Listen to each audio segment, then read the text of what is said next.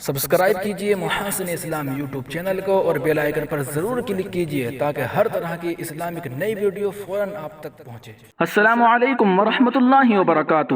پنجاب کے شاہی امام مولانا حبیب الرحمن لدھیانوی کے انتقال پر جمعیت علماء ہند کا اظہار رنج و غم۔ نئی دہلی، 9 ستمبر 2021۔ جمعیت علماء ہند کے قومی صدر مولانا محمود اسد مدنی صاحب نے مجلس احرار اسلام ہند کے صدر حضرت مولانا حبیب الرحمن لدھیانوی صاحب کے انتقال پر گہرے دکھ اور قلق کا اظہار کیا ہے۔ مجلس احرار اسلام ہند ایک تاریخی و انقلابی جماعت ہے جس کی بنیاد 1929 میں رکھی گئی۔ اس جماعت کی خصوصیت یہ ہے کہ جب سابق صدر جمعیت علماء ہند شیخ الاسلام مولانا حسین احمد مدنی رحمۃ اللہ علیہ نے مذہب کی بنیاد پر تقسیم ہند کی مخالفت کی تو تائید کرنے والوں میں سب سے پہلے یہی جماعت تھی۔ حضرت مولانا حبیب الرحمن ثانی لدھیانوی صاحب 1989 سے اسی جماعت کے صدر تھے۔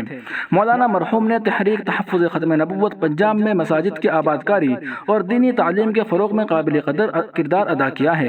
ان کی وفات سے خطۂ پنجاب میں ملی سطح پر بڑا خلا پیدا ہوا ہے۔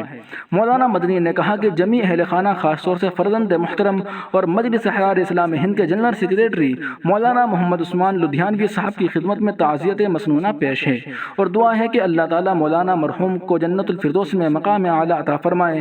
جمعیت علماء ہند کے حباب و متوسلین سے ایصال ثواب اور دعائے مغفرت کے اہتمام کی اپیل کی جاتی ہے۔